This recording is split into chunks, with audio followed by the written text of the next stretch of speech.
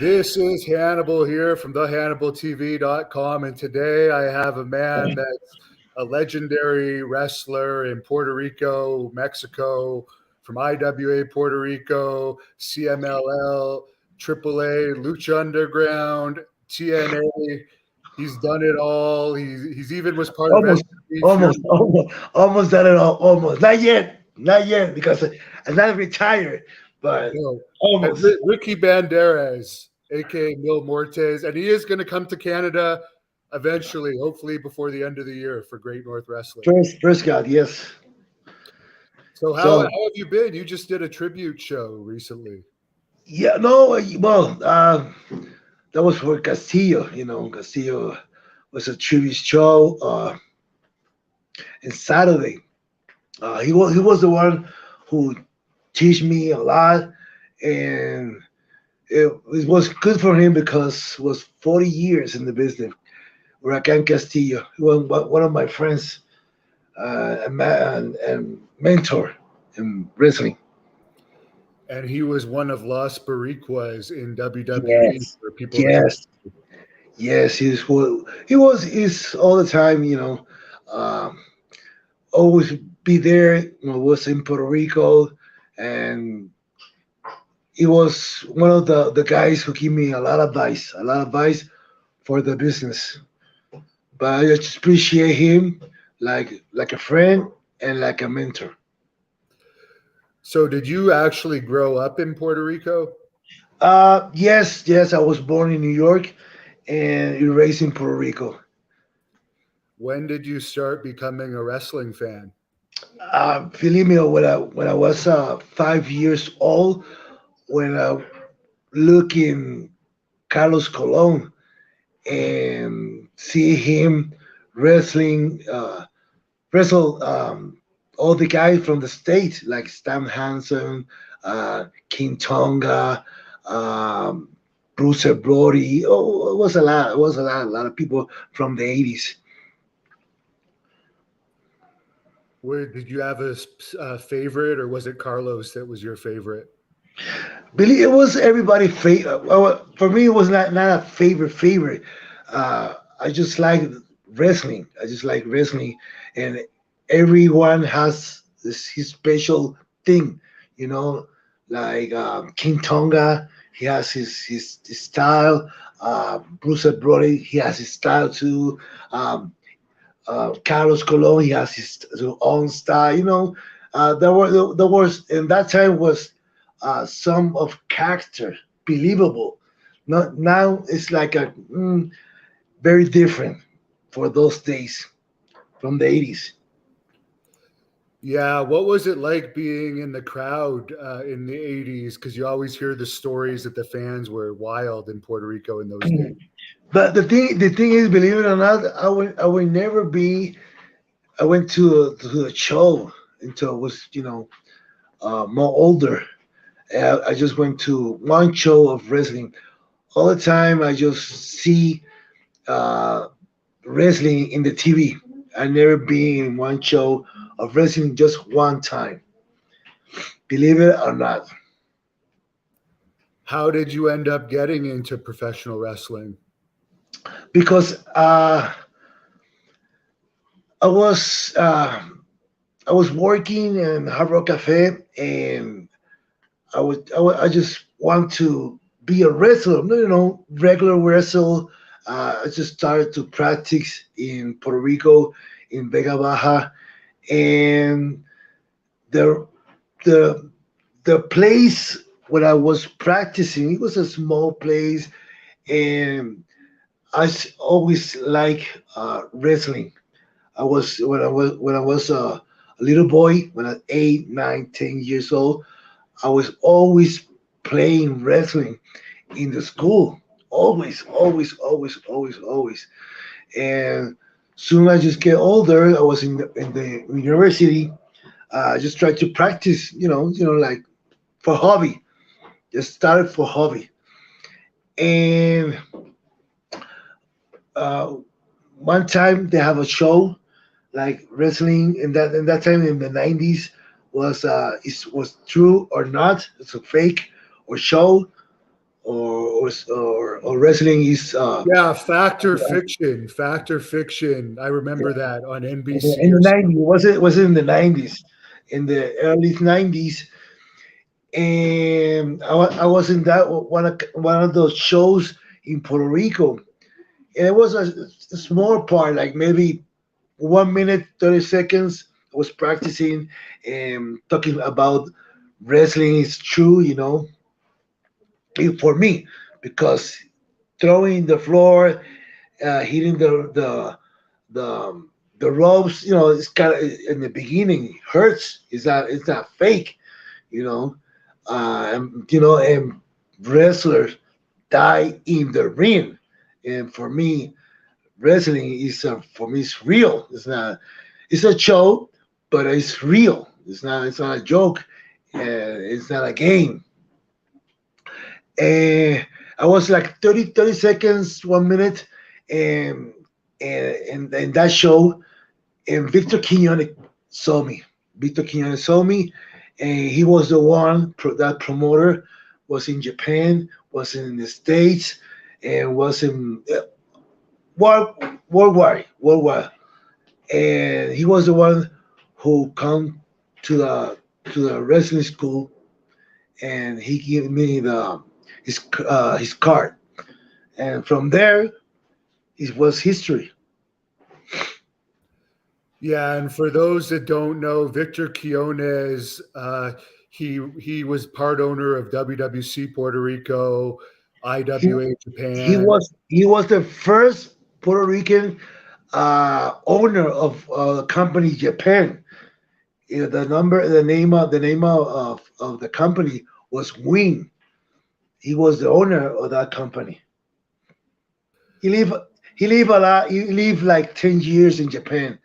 He lived 10 years in Japan, and he was worldwide around the world. So was he running IWA Puerto Rico already by that point, or was he still working for WWC? No, no. He in that time he left WWC long time ago. It wasn't like maybe in 1990, 91, because he was a referee, Victor Quinones, and and he was uh, I think part of WWC, co-owner, something like that, and he went to Japan, and he has this business in Japan. He was bringing foreigners to Japan, and he makes uh, a company called Ween, and he come Leatherface, Jason, you name it. It was a lot of foreigners with Japanese. It was kind of mixed, and that time it was in the 90s, and we start IWE in the ending of 90s, 99, 98. I was his first talent, and he sent me to Mexico, here in Mexico, in 1998 to learn, because it was in Puerto Rico. It's American style, but for him to be a professional, to be a star, and you can work anywhere in the world. So you need to learn three style: American, Mexican, and Japanese. So it's the three style around the world. If you know it, combine it, and you can work anywhere in the world. So that was his his thinking for me to make a superstar, and he sent me to Mexico for almost 1 year. He definitely sent me to Japan for 1 year and a half in the dojo, and I went to the States. They have a ECW camp, um, and I was there like for 6 7 months. So he really had it planned for you to be a star for him. He Oh sent yeah, you. definitely, yes, because I was the first one. He was the first one, and I was the first one, and then come Apollo in that time. But I was running around the world by that time, and he wanted to make a company with Savio Vega and Miguel Perez, and they were working before in 1994, 95 in WWE, WWF by that time. It, Right. And I heard that IWA was supposed to have a connection with WWF at that point, right? in the beginning, in the beginning, it wasn't the beginning. All the time was in the beginning. It was like a hook for the people, for the fan to know IWA, because in that time it was the Attitude Era.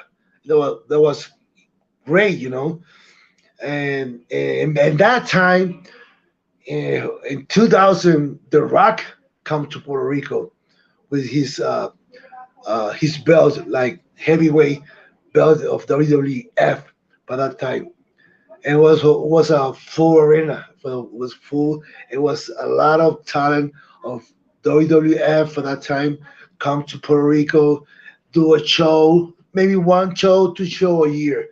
So for the people knows IWA, and from there, for 2001, they start to doing it like regular talent of Puerto Rico.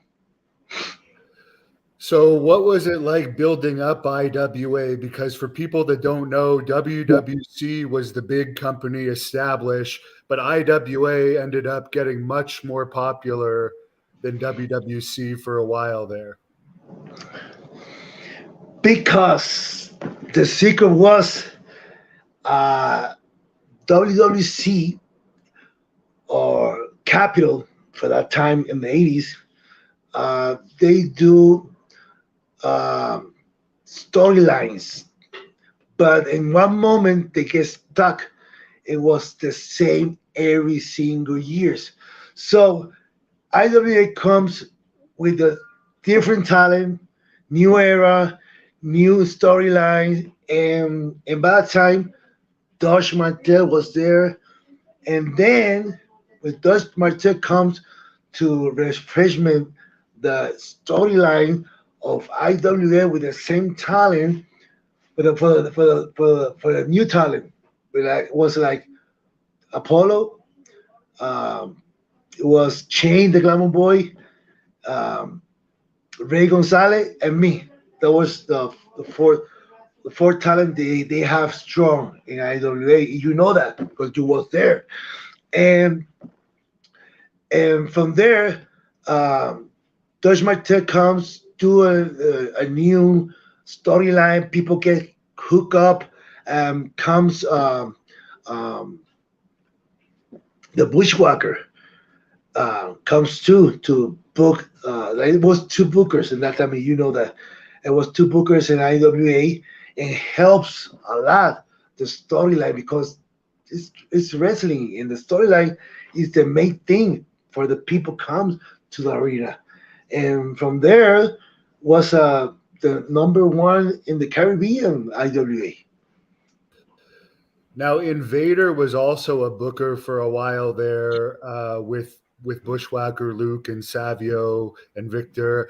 How did you get along with Invader? Uh, it was okay in the beginning. He has his own style, his own thing.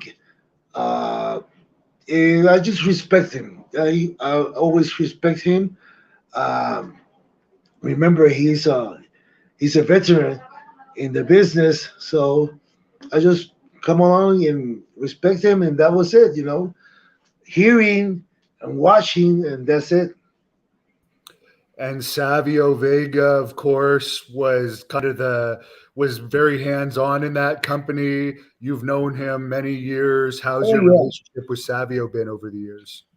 yeah. Savio, Miguel was the ones who helped me too a lot, advice a lot, and they told me how to do things in the ring and the promos, and they helped me a lot. Like Savio and Miguel always be there.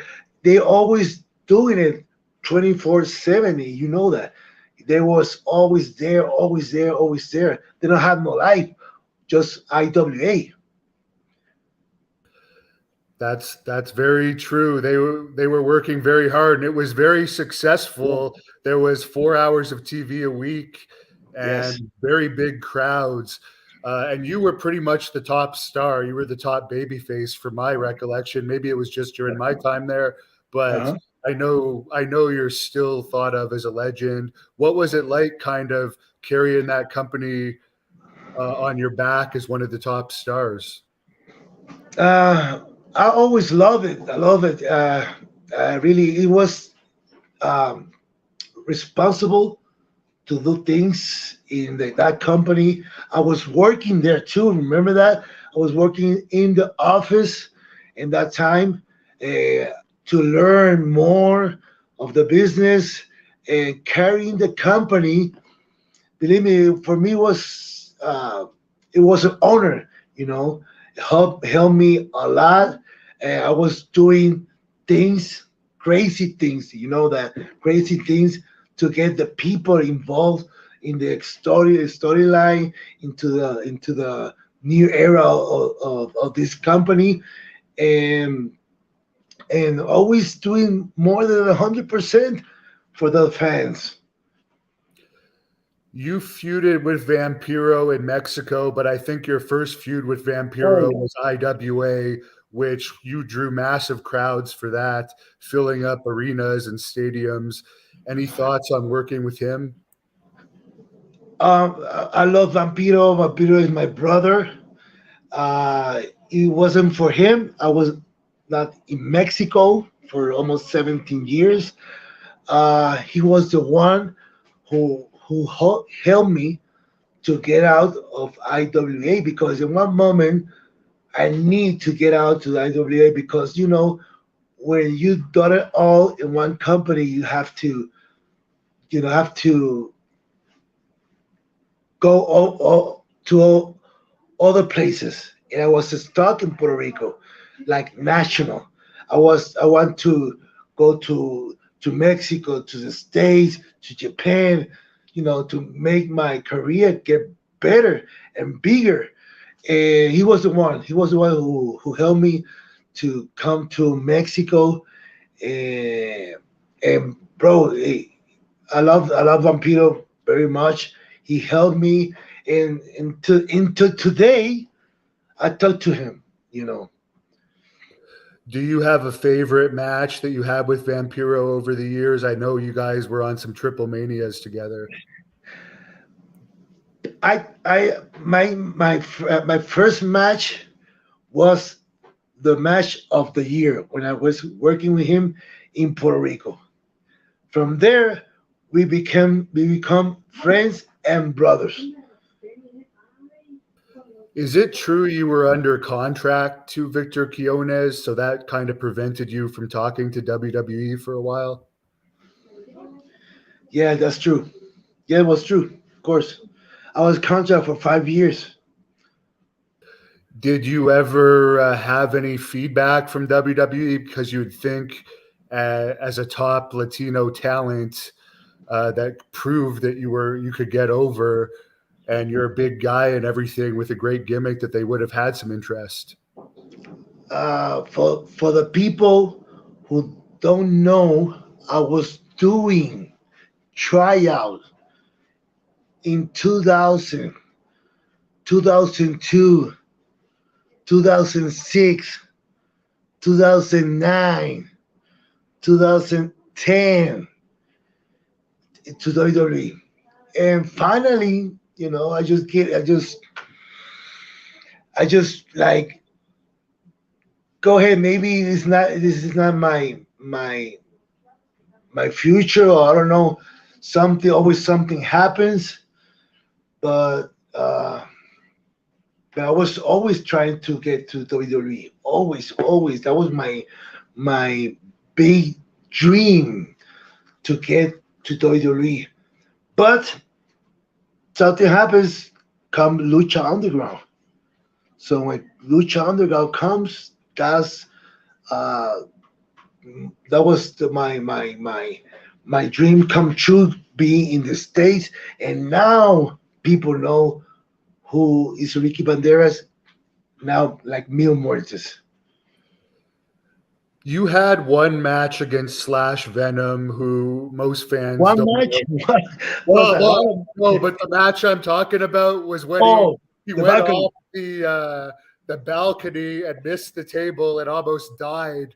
What was your reaction to that? My reaction, my reaction, my friend. Do you know Savio hit me with a bat in my face? We both went to the hospital. Him because he have a concussion in the head, and me because I have a concussion in my nose.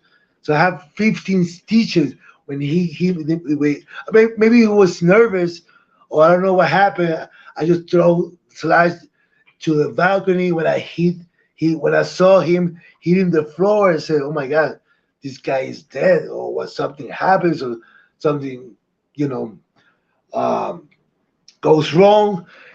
And so I just go down. I just tried to cover him to finish the match, and Savio was there. Well, it was one, two, three. I just get up, tried to get up, and he hit me with a bat in the face. So we both went to the hospital that night, and we both um, take a vacation for almost 2 weeks.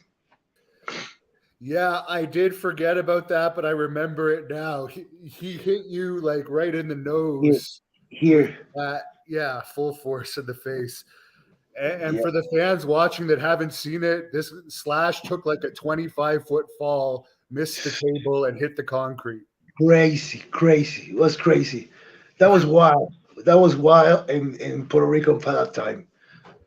Any memories of wrestling Bison, who passed away, but he was popular there and in Japan for a while? Oh, Bison was my friend. We work a lot, a lot, a lot. I remember one time because at that time I was hard. I was hard. It was hard wrestling for me. And we both like he was watching who's gonna work that day, or I think it was Thursday, starting the week. And soon he saw me. We're doing the match. It was like, oh man, we're starting this week with this guy, because I was like kind of like hard, work hard, not to uh, injure somebody, but I was working that time was hard. You can feel it. You work me, and that time I was working, like hard wrestling, but people believe in that, and I just make the wrestling true, real. Yeah, you definitely didn't hold back on a lot of stuff, and that was good. That was part of the reason why it was popular. Yes. There's a fan on here wondering, and I don't think you were with IWA when it went out of business, but do you think No. IWA went out of business because Victor Quiones passed away? Yes. Yes. He was the head. He was the head and the brain of that company. You take the head, you take the brain, everything was done. So you were just talking about going to AAA from IWA. What was the main difference? Obviously, AAA is a much bigger company. Oh. What was the experience like moving from Puerto Rico to Mexico? Well, the thing is, it's like a being in a small league, right?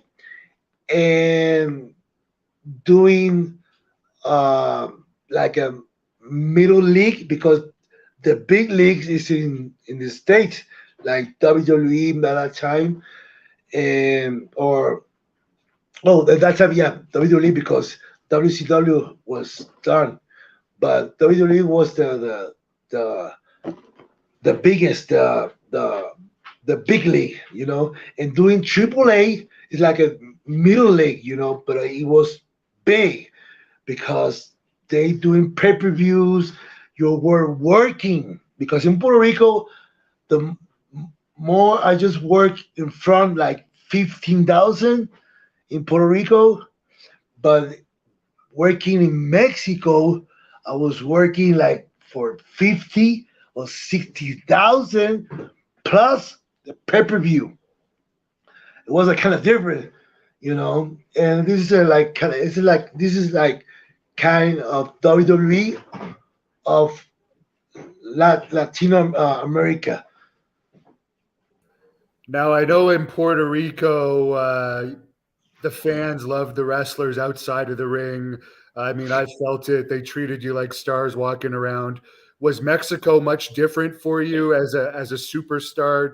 Did you feel that out on the streets, or was it similar to Puerto Rico, your fame? No, it is the same or maybe worse in Mexico because Mexico everybody's is a big fan of wrestling. It's like kind of football, you know, being a football member is a big thing in Mexico. It's same like a wrestler. People see you in the street, they stop you, they want a photograph, they want a autograph, and people love you. Here in Mexico.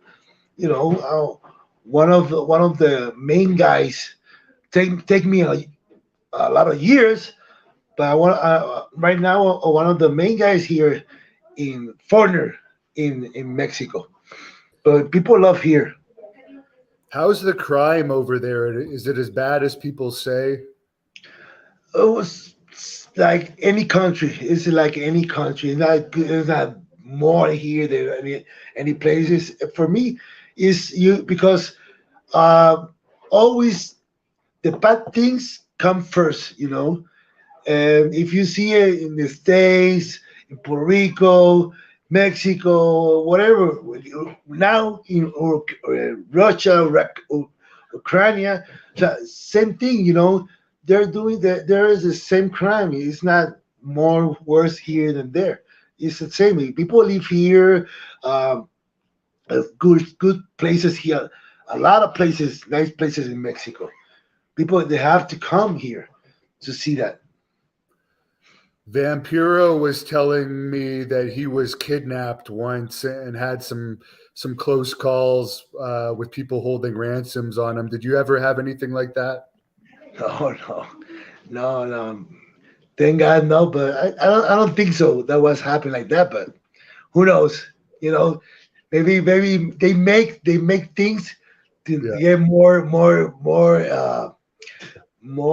ratings. But I don't think so. They happen like that. For me, that's my opinion. There's a fan on here wondering what's it like working with Conan. Oh well. hmm Okay, well, like good. What can I tell you? He has his own person, and when I work with him, we always, we agree, and we work together. And as a booker, he's still one of the bookers of AAA, right? Yes, yes, it is. Who are you working for now in Mexico? I'm an independent guy Okay. around the world. What's been your favorite match for AAA that you've had over the years? I make a lot of history here in Mexico.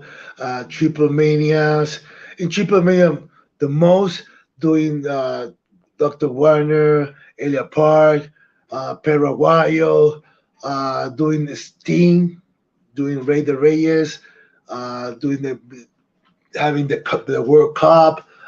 I just make almost all. But in 2019, in 2018, I was quitting AAA, and I made myself like doing independent in 2019. I just come to CML, and from there I was working with CML into the Kobe problem, and from there I'm not working with them now. So I just tried, I've been here like always, doing independence and working here in Mexico, working in the States. And the only contract I just had It is with MLW in the States right now. Have you had much experience with Juventud Guerrera over the years? No, not really. There's a fan on here that wants to know how you got on to Wrestling Society X with MTV. With Vampiro. Vampiro was the one who bring me to MTV because he was the one who behind the scene. He was the one who's doing the project with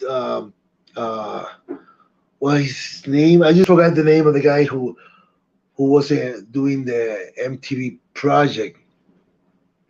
But right now he have a company. Um, they call him Mask. Okay, I haven't heard of that one yet. You worked with X Pac in Wrestling Society X. Any memories of him? I was working with X Pac in Puerto Rico. I was working in the state with X Pac, and especially X Pac lived in Mexico for almost 4 years. And I guess you got along. I mean, I remember when he was It in was Puerto it's Rico. my brother. It was my brother. We were talking a lot. We traveled a lot with him, and talking here and there. Our experience in Mexico. Yeah. Now, Ted Hart was part of Wrestling Society X, and he was also in AAA for a while. Any Who? thoughts about him? Teddy Hart? Oh, Teddy. Oh my God, Teddy. Teddy's my brother too. Hey, like 2 weeks ago, I was talking to Teddy. I was uh, talk about what he was doing right now, here and there, and talking a lot, of his things, personal things, and bro, I love Teddy. Teddy, when he was here in Mexico, I was taking care of Teddy Hart, and same with his friend. Um, he was now in AEW. Jack Evans. Jack Evans. Yeah, Jack Evans. Where is Ted now for the because he's kind of been off the radar for a bit, which is probably a good thing. I think I know he live here in Mexico, but right now I don't know about him not much, because the last thing I just heard about Jack Evans, when he throws something about in Facebook having a problem with a police officer, and Teddy Hart called me, say, "Hey, do you know about something of Jack? What do you mean? No, you have something happened with Jack and the police officer, but here and there, he was taping. He put something in Facebook, and said, I don't know. And then I saw the video he was made. He's have something but problem with the police officer here. So yeah, I still live here, and then he has a family here too. Now, you also were in TNA. How did that come about? A lot of people remember you from that. Yes, Messias. Yes, you feuded with Yes. Abyss. Yeah. Yeah. I was working a lot with Abyss, uh, because right now he's in WWE. He's a producer, and soon Abyss was a great friend, great brother. Um, uh, I teach him a lot of things in Puerto Rico, because remember Puerto Rico was like territory to learn, to go to the big leagues. And Abyss in that time was kind of a little bit green, and he makes a lot of matches with me, and he was the one to help me to be in TNA. Jeff Jarrett, he was too in that time, um, trying to come to TNA because my character, everything, my matches, and and until Victor dies. I just not having a contract. I stay in Mexico, and from that time, I just talked to Jeff Jarrett and told him, hey, I'm a free agent. I'm working here in Mexico.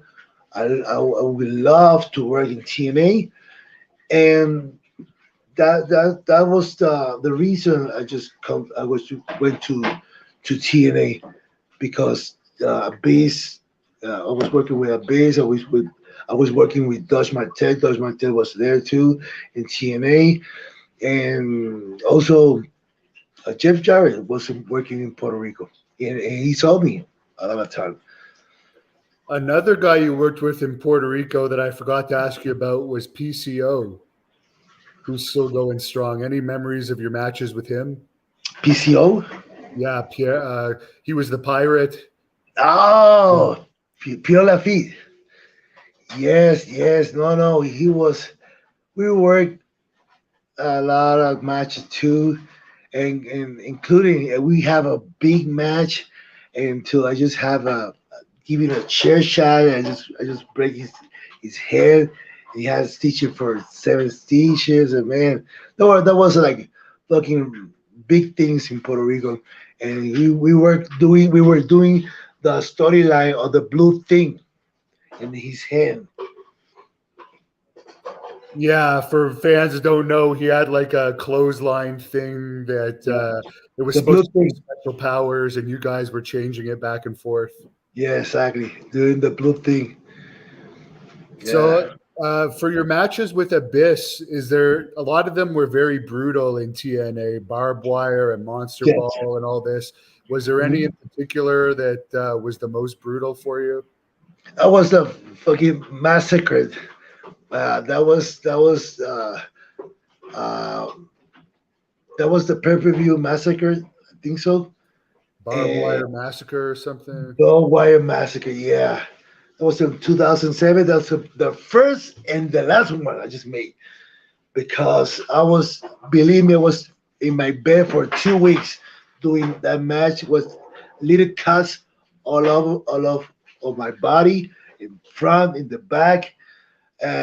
But that was kind of that kind of match where we're doing not that brutal in Puerto Rico, but that kind of match hardcore because I was hardcore 9-time hardcore title champion. And you also worked with Sting in TNA, from what I recall. What was that like? I There think you was may have always a worked. short little things, not too much. It was short one. That way was like maybe 2 or 3 times. How was he to work with? It was good. It was good. He's a professional guy, and I love we were working with that kind of professional. Like same to him, same career angle. They're very professional. Oh yeah, I forgot about Kurt Angle. That was a big deal when he jumped over there. So just very professional, regular matches, easy matches. Yes. What led to you leaving TNA? Because I was the first champion of AAA, and they wanted a contract for 2 years in TNA. But for me to come to TNA, I had to drop the belt. And for me, being the first foreigner to having the belt of AAA, the first one, so I just make the decision. So maybe it's not professional dropping the belt and come to TNA. I said to Jeff Jarrett for that time, "Hey Jeff, I'm sorry. I know you want me to be here. I love to be here, but I have the belt of AAA and dropping the belt and come to you. So it's, for me, it's not professional. So maybe we waste some time and we can do it in the future.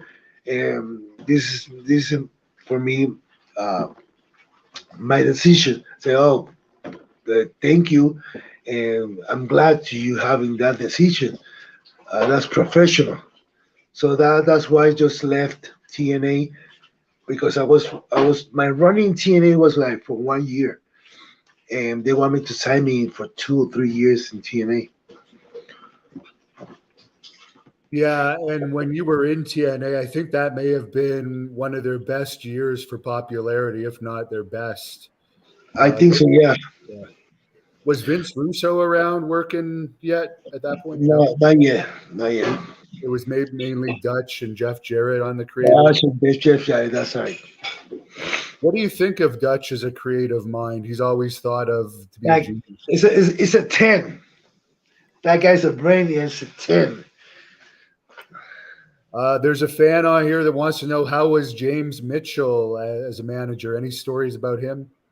Yeah, James. I love James. James Mitchell.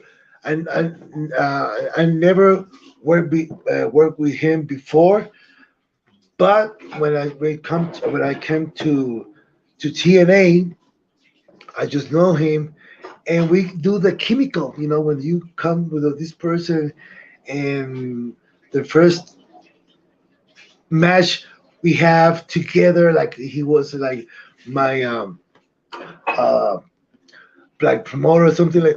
Uh, so we do chemical, just same like Katrina with me Meurtes. We do chemic. And after you finished with TNA, where you were still wrestling in Mexico, you started wrestling. Oh, 17 years I'm still here. Yeah, Yeah. you wrestled for WWC in Puerto Rico for a while Yes. too. How was Just one that? year. Okay, was that under a contract too, or was that No, just? no, no, no, nothing. Did you enjoy that experience? Yeah, because I just became the heavyweight champion of uh, Capital, like WWC, and became a world champion over there. I was having the champion, four-time champion IWA, doing the champion of WWC. Is making history, and doing Triple A champion, doing WXX champion, you know, TNA tag team champion was there. You know, it was good. There's a fan on here that wants to know how was your pay with Carlos, who had a reputation of sometimes not being honest. Uh, well, for me, I never have problem. He never owe me some money, so very good. I have no problem. Now, you've talked about on this interview a bunch of times your success in Lucha Underground. Was that Vampiro again bringing you into Lucha Underground, or how did you get involved in that? That was kind of because Pampito was working AAA that time. Dorian of it's kind of the owner of AAA because the owner of AAA in Maricela was in charge. This is his son, right? And he told me, they having a TV show coming up, and I'm gonna be included in that TV show. And I was excited, and so it takes like maybe 2 years, 2 years telling me that, and say, yeah, never come, and finally comes in 2014, and they told me you're gonna be a character like like with like Mil Muertes and having a mask. It was like, what? Having a mask? Because my first mask and my last mask, first and last, was Muerte Cibernética. It was in AAA when I was coming the first year, and then having long career and putting a mask, I feel like it's not for me. It was not a good idea. But the thing is, I never see the project. And soon I just saw the project. I said, "Wow, this is gonna be huge." So it's gonna be, like kind of character in the movie. You know, because it was a realistic wrestling and movie things. It was whoa, that was a pleasure. And that time, what Chavo Guerrero was there, and Chavo knew I have the potential to do this new Meurtes, and Chavo was in top of me. Like you have to do this, you have to do that. I said, I said, if I'm doing this, I just gonna make heat with everybody. I said, no, I don't care. You just have to be stronger, like Puerto Rico. But in that time, I was, working like normal because in Puerto Rico I was heavy, heavy stuff. But I just tried not to do it. But in this character, he had to do it. So Chavo Guerrero was on top of me, on top of me, on top of me. You have to do this, you have to do that. It was like, man, come on. Uh, and I just take a lot of his advice, and that became me Mortis. Like right now, it is thanks thanks to advice of Chavo Guerrero. What was it like having Katrina as your manager? We do a click. We do a click the first day. We do a click. She has ideas for IWA. I'm doing my ideas, and we put it together. That was it. What do you think the downfall of Lucha Underground was? The first two seasons seemed to go really well, just ran out of funding. Yeah, it was. I I don't know. That was. Somebody told me like it was like 20 or 30 millions for every season. So every season have like how many episodes? Like maybe 20, 30, 40. And we were doing good in the beginning, but having 20, 30 million for a season is a lot of money. Definitely. There's a fan on here that wants to know who was your favorite opponent in Lucha Underground. For me, it was everybody. Everybody was my favorite because everybody have a different style. Everybody have a different moment. I just worked out for Prince Puma. I was working with Jeff Cobb. I was, Prince Puma is Ricochet. So Jeff Cobb like Matanza, um, doing a lot of stuff over there. You know, uh, but I love working in in in Lucha Underground because this character, I just bring this character alive, and people believe in that. So like a steak warrior, because I just live here in Mexico, so I just learned a lot of the Aztecas. What did you think of the movie scenes that you would do in Lucha Underground? Did you enjoy that? I love everything, every single moment, every single second. I just enjoy everything. That was a shame, bad news when they close. Hopefully, when in the future they're gonna maybe open. Who knows? Now, you've also wrestled for CMLL. I think that's the oldest promotion in Mexico. How is your experience working for them? Uh, MLW or what you said? CML? CMLL. CML. Oh, well, CML was great, different atmosphere. 80 years, 80 or 85 years. eh, you know, in Mexico, they have Arena Mexico, a lot of talents over there. And working different there, like AAA was, you know, big time different, you know. And everybody knows me. And for me, it was a good experience, and still have it. Maybe in this year, trying to work over there, maybe they call me, maybe not, because I'm not in the contract. So they book me whatever they want, the when they need me. How is the business in Mexico now? I heard that They're trying to open up. They're doing a lot of shows. Now we're working more, a lot of more.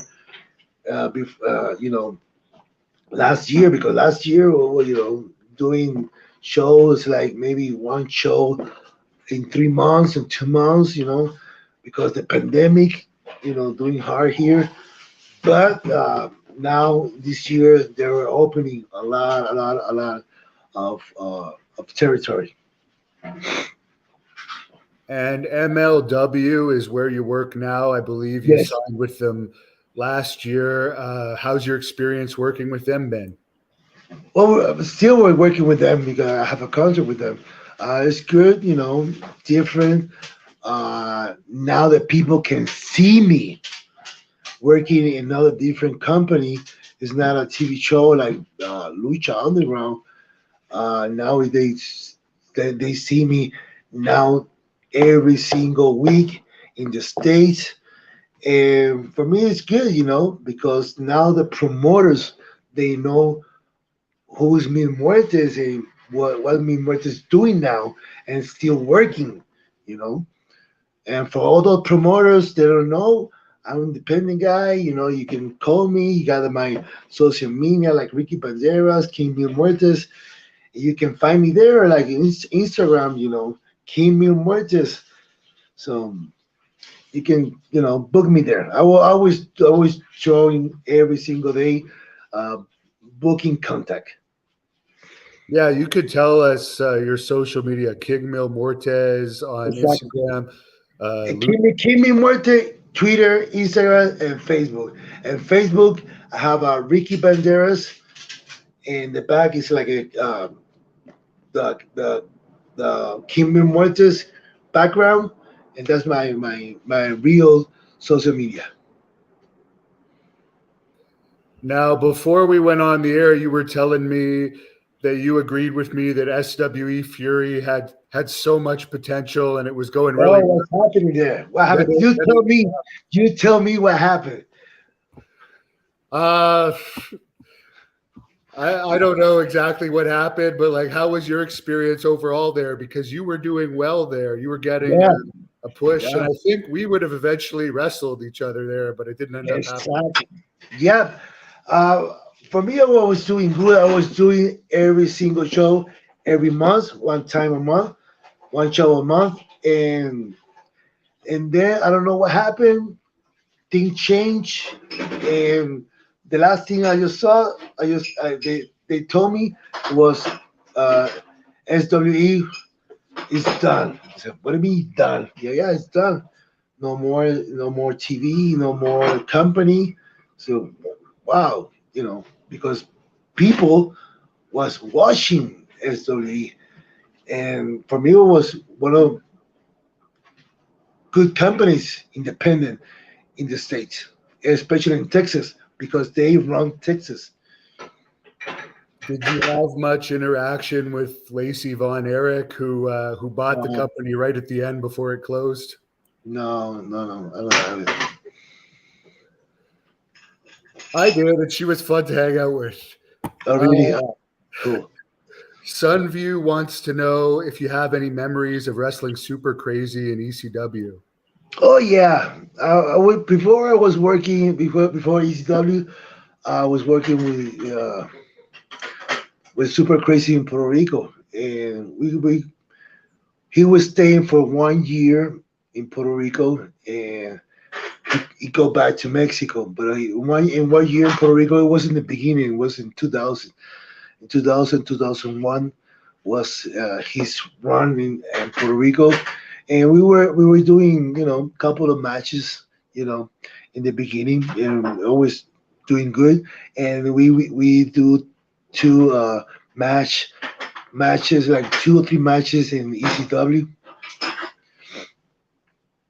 How was your experience, even though it was only a couple times in ECW? How was your experience working for them?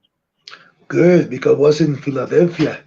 I was there was the same building MLW runs, and believe me, it's a good experience working with Rhino, Ron Van Dam, Sabu, um, um, Jack, everybody was there. But it was a good experience over there. I guess you were under contract to Victor at that time, so they wouldn't have been able to make you an offer to stay in the show. No, no, no, no. Because I was doing, in independent show because I was living in Puerto Rico, and when Victor comes to the States and say, "Hey, I have this guy," do you put him in TV, and Victor take that match and put it in his TV in Puerto Rico to make uh, more uh, like what we're doing in the states in Puerto Rico. He's putting all this stuff we're doing, like I was doing WWE when we in tryout. They grab that tape, that clip, and put it in his TV, and that was the things he always do. And fortunately, that made me more experienced working with this kind of company. But in the end, I have a contract with Victor Quinones. That was the thing. They never, uh, come with me and call me, and because they know I was in contract with him. Ivan Santos wants to know, can IWA make a comeback? I know Savio's trying to get it going, but without the funding from a guy like Victor Quiones. I don't know, believe me, because I just stay away from all that kind of territory in Puerto Rico. I know they have a new company over there, but Savio is trying to, always working hard with IWA. But I don't know, for me, it's like kind of difficult right now, the territory. White Man 70 wants to know, how did you like having Selena De Laurenta as your manager in MLW, and could you see her managing you again? Well, the thing is, we work when MLW calls me. We would do a TV taping in 2020. What was 2020? Um, and we're doing like five or six matches. It was short time, and we worked together. It was a click. I never worked with her before. I saw her in Puerto Rico, but we worked you know good along because it was like 4 or 5 days when I worked in MLW doing the tapings, and from there, Cole Bauer loved my work, and he gave me a contract in 2021, last year. But in 2020, we were doing the tape. It was in the pandemic, and we were making like maybe 50, 60, 70 matches in one week. So I just had like six matches, and it was kind of short, to know her. But believe me, we are I like the way she works. Yeah, she's a good heel for sure. There's a And you fan work with her on. too, right? Yeah, she worked with me in SWE. I don't know what she's doing now. I think she's just doing OnlyFans Who stuff. knows? Yeah. There's a fan that wants to know if you could give more detail on your experience in Japan. Well, I was working in Japan for 1 year, doing the dojos, coming back to the house because they have a house for the foreigners, and I have the bicycle. I have a bicycle, and for going back and forth, it was like a fucking 45 minutes. Um, Riding the bike. It was a good experience over there.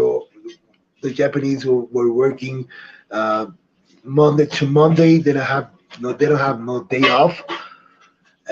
They was always learning, learning, learning. Like it's like less like being in school, but intensive school. Like every single day, it's like being dedicated of the and the wrestling business in Japanese. So it was hard. It was hard. It's not easy. It was hard doing every single day the same thing, the same practicing, eating food, eating Japanese food, watching matches. The psychology of Japanese is very very different, and learning all kind of stuff. Did you have any sponsors over there, or you were too young to have anyone take you out for No, dinner? I was learning. I was to school. I went to the dojo. So nobody knows Ricky Banderas in that time in the 1998. I was so to 98 and 99. I was in Japan, living in Japan. There's a fan on here. David wants to know about your feud with Cibernetico and the second La Parca. Well, there was a big field here in Mexico. Uh, that time was 2007, 2008, 2009, the ending of 2009. We were working together doing the storyline.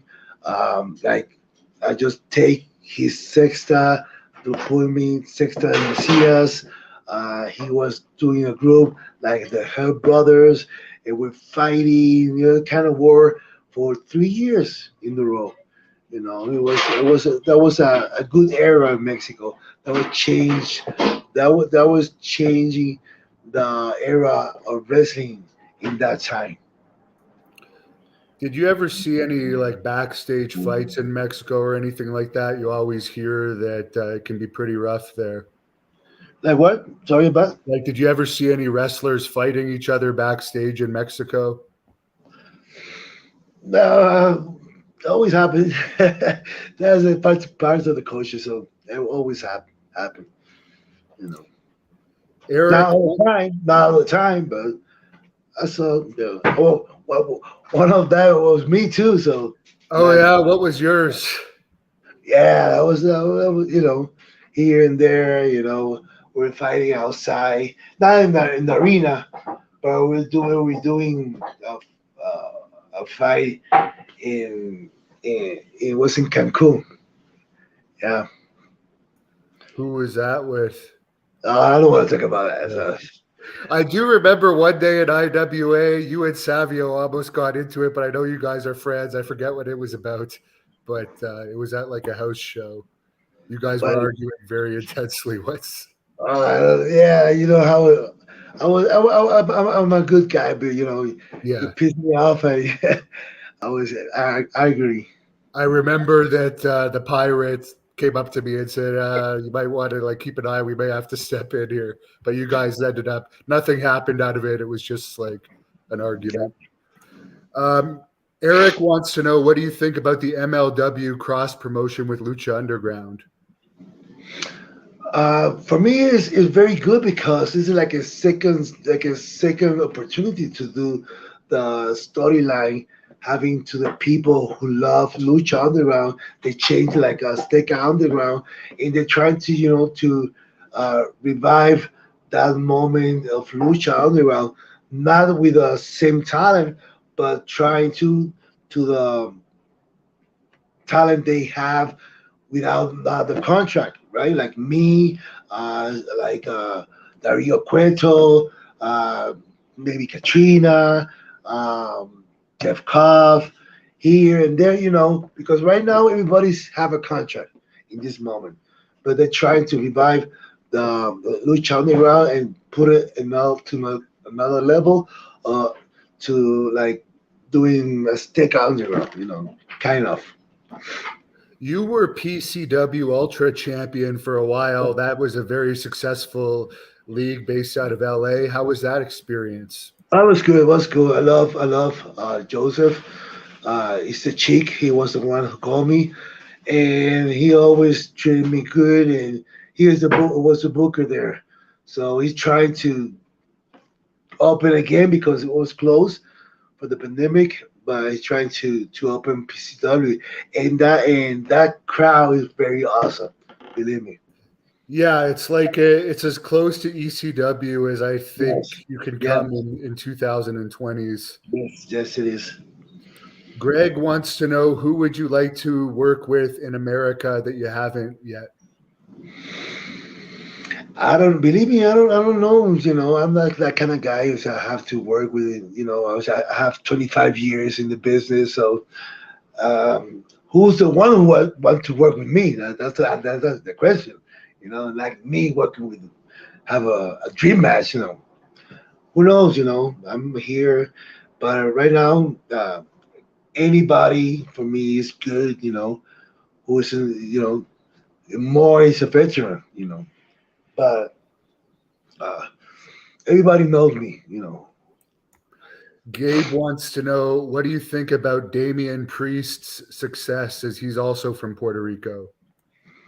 Damien who? Oh, Damien Priest in WWE. Yes, sorry, yes. Damian Yeah. Priest. Oh, well, yeah.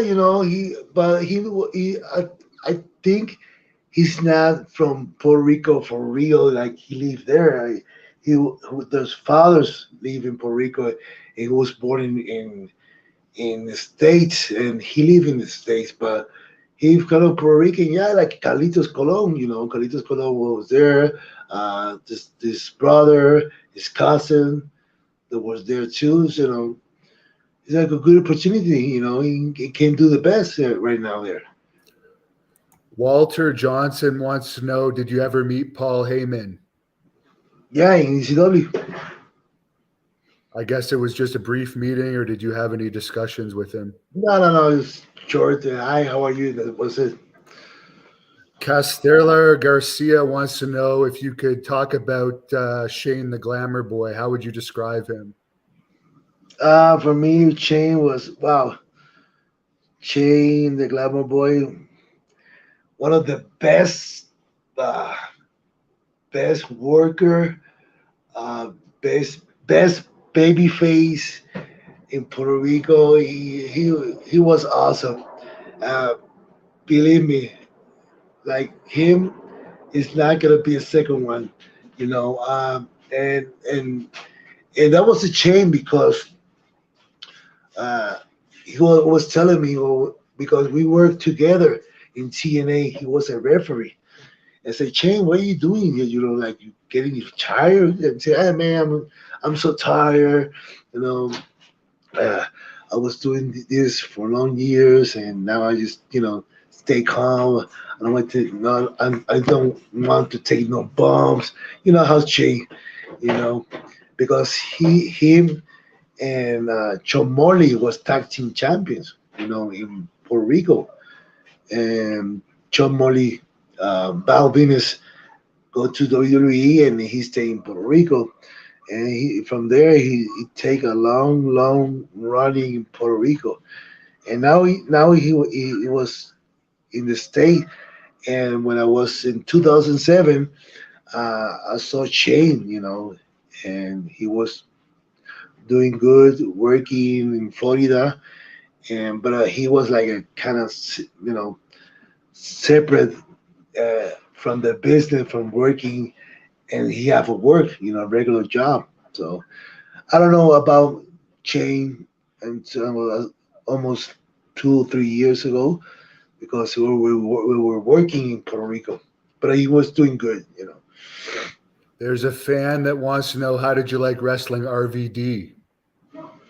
I was good. That was kind of different. Uh, there was great experience, and he's still moving. That's the awesome thing. And we clicked together. It was easy. Somebody wants to know your thoughts on Hugo Savinovich. Well, Hugo. I know Hugo maybe 25 years, and he always helped me. Before he always helped me, always talk to me, or what we're doing. But you know, some kind of reason. It's like a family, we have a discussion in 2019, and from there we don't talk no more.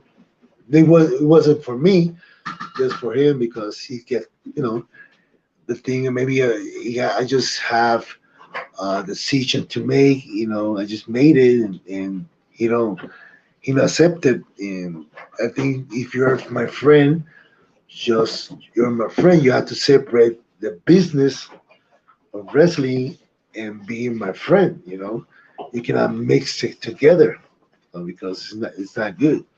So that's what happens. Now you feuded with me when I first started wrestling, and you actually taught me a lot. But we had pretty good crowds when we Yeah. feuded, like thousands for a lot of those matches. Any memories of us? I'm gonna ask you how long you was a wrestler from there? It was in 2004. Yeah, it was like 2 years, 2 years, yeah, yeah. but I I hadn't had remember. much experience. Yeah, because all the times the wrestler come to Puerto Rico in that time when it was the IWA, it was like a kind of trampoline, to make it to the big leagues. Because over there was a big crowds, like every week making 10,000 people, 8,000 people, 5,000 people. I think the smallest crowd in that time was like 2,500, and for me 2,500 was great, and doing the promos and everything was that for me was the trampoline, and we were making uh, uh, a lot of names in that territory, like MVP was same to you, he was there too, MVP, and a lot of people was there, like Abyss, to teach him. And it's like part of life. You can teach and show, hey, this is a territory, because wherever you go, territory are very different. And coming to you, somebody say, hey, bro, the territory is like just like this. Let's go do this and this and this, and you will see. That's remember what I've told you. Definitely. And Carlos Ray wants to know your thoughts on AEW. And there's been a bunch of fans on here that have been asking the whole interview. Do Yeah, you think there's any chance you'll ever go to AEW? man. What can I tell you now? I'm here, and maybe in the future, who knows? I would like to work with them, something different. But the thing is, right now I'm in contract with MLW. So before, when I was a free agent in the states, yeah, I was definitely uh, interested to work with that. But they got a lot of talent. They got a lot of talent, a lot, a lot, a lot. So who knows? Well, they just bought Ring of Honor. So if they're going to make that a separate brand, they might need more talent. You never know. Well, you never know exactly. Last question here. You've been a great baby face and a great heel over the years. Any advice for wrestlers on being a baby face and heel? But you have to feel that. Yeah, it's like being like a musician. You have to hear the people. Yeah, everything, every match you do, being baby face or doing a heel, you have to hear the people. When the people are the